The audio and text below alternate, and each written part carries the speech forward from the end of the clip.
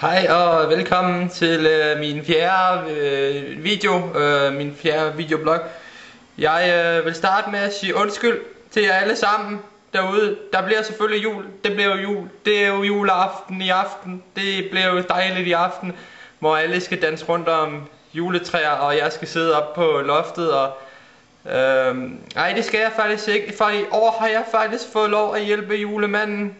Jeg har fået lov at hjælpe ham i år med at proppe de sidste gaver på juletræet og sende dem afsted. Så det bliver dejligt i år. Så alle børn i hele verden får en julegave. Og jeg skulle hilse fra julemanden, og jeg skulle igen sige undskyld for at jeg stillede op sidste video og var pissehamrende fuld og gjorde grin med både Lille Per og folk.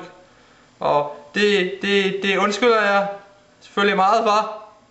Og det er faktisk på tide at jeg snart skal smutte, fordi jeg skal ned til legetøjsmaskinen og se om der er sket noget med de sidste par gaver.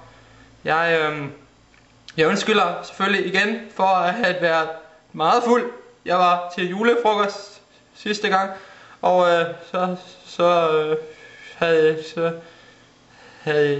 jeg havde opdaget, at videoet var tændt, så jeg prøvede jo bare at fortælle, altså.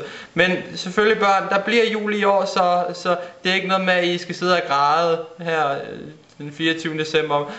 Der bliver ingen jul. Der bliver jul i år, det lover jeg.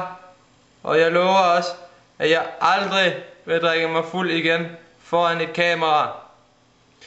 Men nu må jeg gå, fordi jeg har meget travlt nede ved min legetøjsmaskine. Jeg har fået at vide af julemanden, at den er gået lidt i stykker. Jeg skulle hilse fra julemanden og sige glædelig jul til jer, der ikke sådan helt forstår mit dansk. I will say Merry Christmas to you all. Så fik I også den. Så kan I også lære lidt engelsk. Merry Christmas betyder jo glædelig jul. Merry Christmas to all. Ses derude.